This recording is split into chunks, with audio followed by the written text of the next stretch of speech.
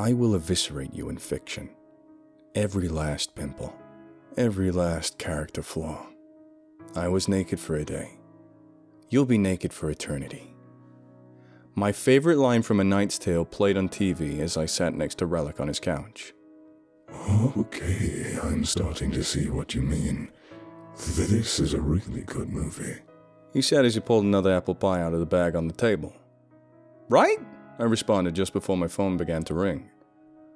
Holly's name, with 2 skulls on either side of it, lit up the screen. I swear, I called her once to tell her that Adeline is going back upstate for a couple of weeks and now she won't leave me alone, I say to him, showing him the screen, to which he just kind of shrugs. What now? I ask, holding the phone up close to my face. First of all, I'm going to need you to go ahead and lose that attitude, she hissed from the other end. Or what? I mocked, the distance getting good to me, giving me a little extra courage. Or I'll punish you if you want to be a brat, she threatened, as I heard the sound of a snapping belt in the background. Okay, I'm just gonna go ahead and take you off speaker, I said to myself as I noticed Relic start to flash like a rave light as he turned away and scratched the back of his head. Okay, lady, you gotta knock that shit off. I actually met a really cute girl, and it's kinda hard to talk to with a monster in my closet creeping into my bed every night. The monster in your closet? I'm hurt. Wounded, even? Hurt, Jose. Wait, no. Don't you Scott Pilgrim me. That movie's a classic. We'll watch it next, I whispered to Relic when I noticed him tilt his head in confusion. How dare you stand where he stood, I answered back. Now why are you calling? I told you Adeline isn't around. She's doing things upstate. There's no way I'm going to be able to find out anything until she gets back. Oh, right. I'm hungry. Bring food on your way home. And then she hangs up, leaving me rubbing my temple in frustration. She wanted food, I told Relic, plopping back down on the couch next to him. Tell me more about Scott Pilgrim, he said, brushing off the statement. What the hell do you want to eat? I asked Holly on the phone once I left Relic's apartment. I don't... Say I don't know. Say you don't know what you want to eat. I dare you. I'll come back with 2 rotten eggs and a piece of burnt toast. I swear to God. I want a Subway. You want a Subway what? Say the magic word. I want a Subway, or I'll pull your fingernails out. What you want on it? Please don't put too much mayo on it. You can't possibly imagine how important this is to my safety, I said to the very concerned-looking woman behind the counter. I'm serious. Watch the onions, too. 1 extra onion, and I go missing, lady. Do you need me to call someone, sir? Nah, it'll be okay. Can I get a meatball sub, too, whilst you're at it?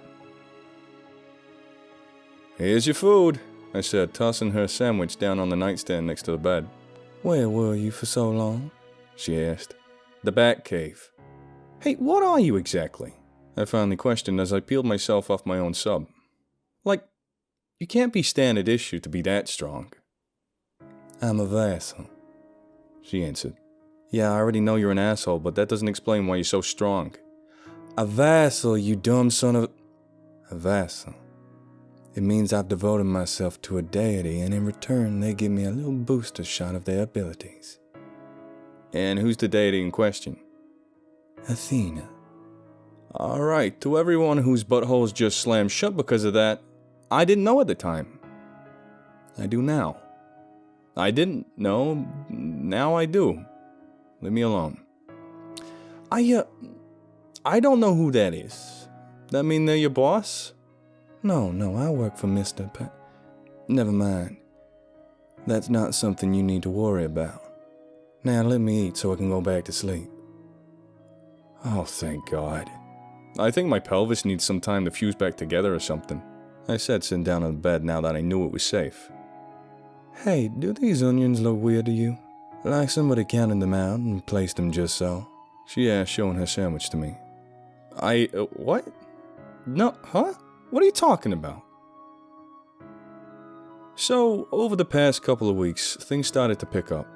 I hadn't heard anything from the captain and his Legion of Doom. I managed to find several more riders, and the new guy did too. Well, before he looked up, that is. He didn't last too long. Anyways, follow the instructions. I also found time to talk to Julie on the down low. Things were starting to even out a little. Whether it was actually getting better, or I was getting used to the insanity like a dull ache you just push to the back of your head after you just accept that it's here to stay. Who's to say?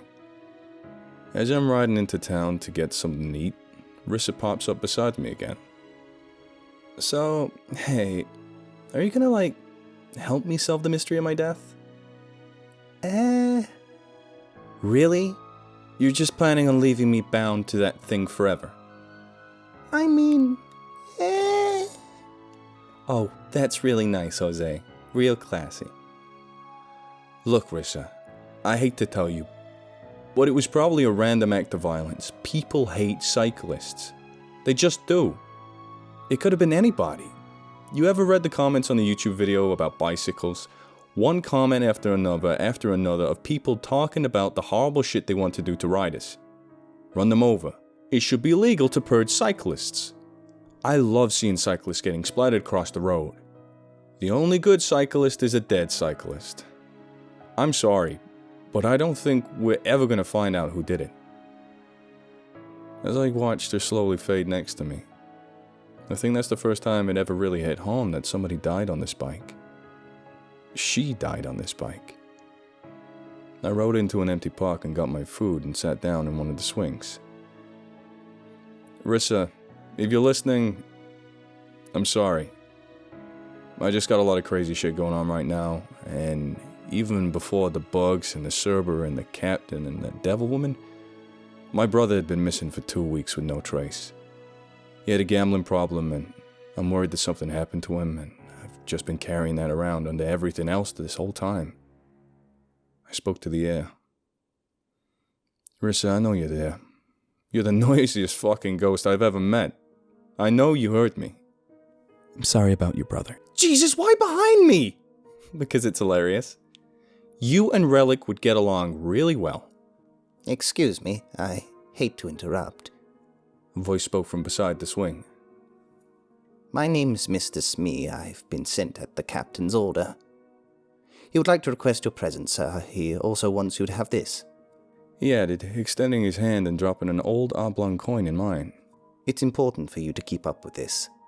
Me and Rissa exchanged looks before I got up to follow him into the woods. Great. We came out to a small clearing just wide enough to let some light in from the low-hanging sun. The captain was waiting for me in the middle, light shining against his back, casting shadows across the rest of his body. I know this guy terrifies me and everything, but damn, he's just so goddamn cool, I thought to myself as I walked up to the clearing. So, you wanted to see me, Mr. Captain? Captain? Yes, boy. That we did. We? No sooner did I ask than the Count emerged from the trees in a massive whirl of black mist. Oh, hi, Count, sir. I managed to choke up. That was a lot more Dracula of you. I like this man, he said, wrapping one of his arms around my shoulders. I thought it was time that we gave you a proper welcome to the creek. He tried to say, but was interrupted by a man shouting through the trees. Sorry I'm late. Traffic was abysmal. Glad you could make it, Doctor.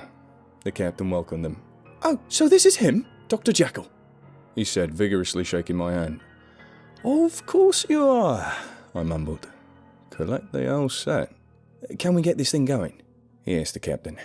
Settle yourself a bit, Doctor. I had every intention, the captain replied with a soft smile. He then turned to me and handed a small journal, one that told me a story. One that was hard to believe even after all the other junk. His story. Their story. You've already met the linguist, he said, gesturing to Smee once I was done. He is one of the few from the beginning who is still with us, he went on as he rolled up the sleeve of his shirt. That's when I noticed that the metal on his hand ran up almost the whole length of his forearm. As it shined in the light, I saw patterns. Patterns that matched the print on the coin I was given. "Oh, there's something about that I don't like," I whispered under my breath. As I said that, he grabbed me by the shoulders to speak to me. "You're a part of something bigger now, boy. We are going to be counting on you from here on." "But I just ride a bike," I tried to argue again. "Nevertheless," he exclaimed, "what you do is not what you are, and what you are is vital. Now, I've already said it, but welcome to the crew," he said, opening his arms and gesturing around him. Then I started to hear a sound from the woods all around me, like humming, deep, rhythmic humming that I could feel in my chest as it got closer. Before long, I could see the source. They walked around from under the trees, the humming reaching its crescendo as they emerged from the shadows, all of them heavily scarred with exhaustion on their eyes. They were of almost all ages and all races. Some were even women, just as scarred and weathered as the men beside them. I could feel my body start to quake as I spun around to look at the people encircling me. Then the captain raised his metal hand, and in response, everyone around us raised a single silver coin high into the air as they hummed. "Are you okay, dude?" Risa asked as I sat on the edge of some of the playground equipment, trying to get my hands and legs to stop shaking like maracas. "Fucking I don't know," he answered, pressing my palm down on my knee to keep it still. "Are you crying?" I'm not crying," I sniffled.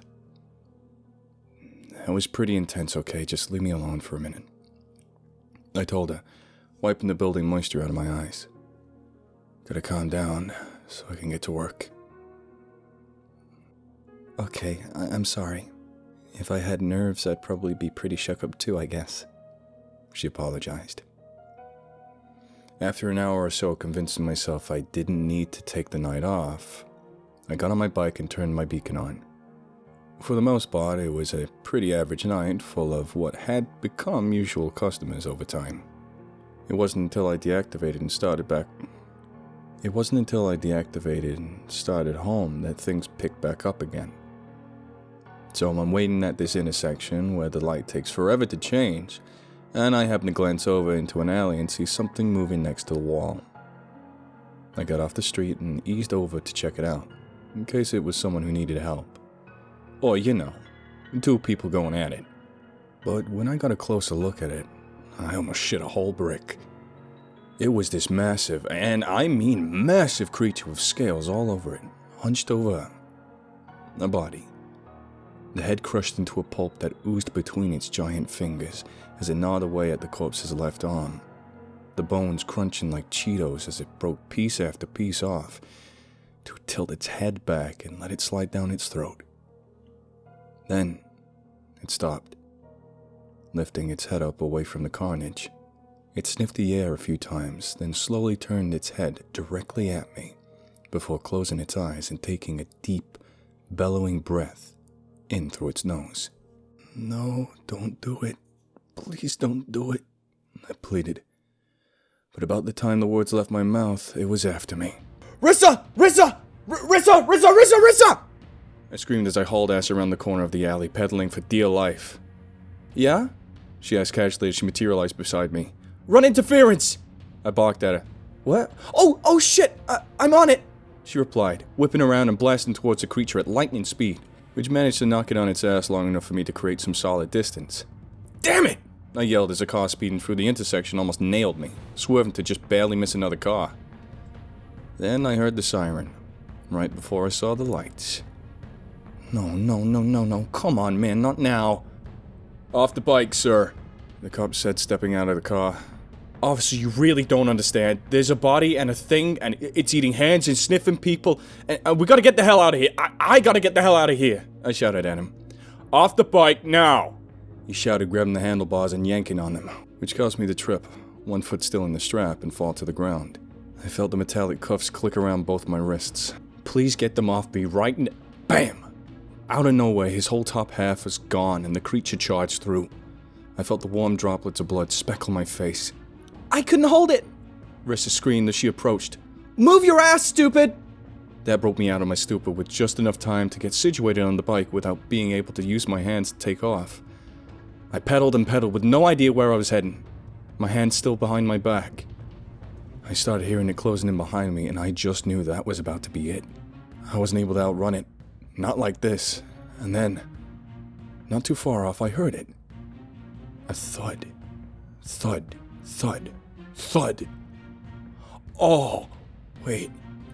Oh, please, please, please, please. I shouted as I rode off towards the source of the tremors. Borg! Borg, please say you're here! Jose! You bring Borg food?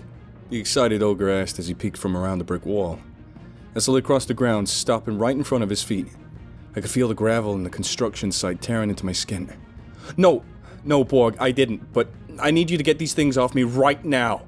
If you can help me, I promise I'll get you whatever you want. Those look like handcuffs. What does they do? Borg, for fuck's sake, please, I'm begging you! And then, with the meticulous care of a watchmaker, he took his mammoth hands and broke the cuffs apart like a pretzel. Then we both heard the beast bellow in the distance as it got close, followed by a sound that sounded like ticking. What that? Borg asked, a worried look on his face.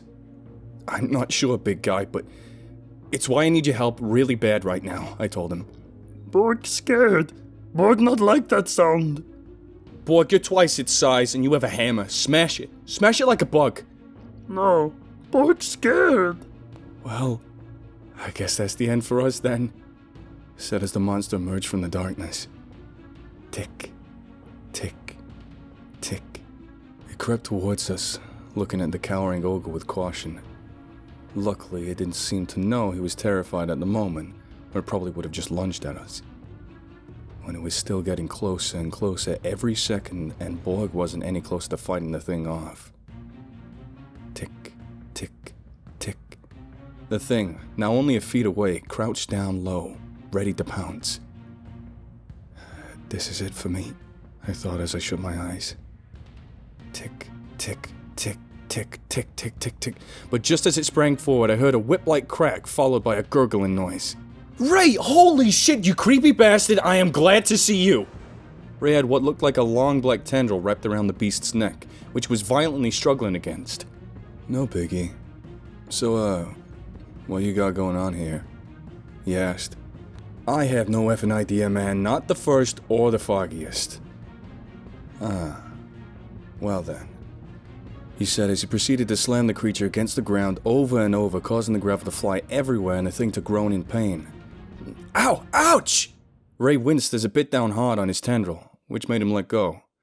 It fell to the ground and dragged itself off towards the woods of the surrounding area. The ticking faded into the distance over time. Wonder what all that was at? Ray tried to say, but was cut off by me wrapping my arms around his spindly torso. Oh my god, thank you so much! You're welcome, I guess. So after I ran and got Borg the food I promised him, I went home, hoping that thing was too injured to come after me again. What the holy hell happened to you? Holly asked, turning her head from the serial killer documentary on the TV as I pushed open the door, revealing my filthy and freshly skinned right side. Everything happened to me. Where's the Neosporin?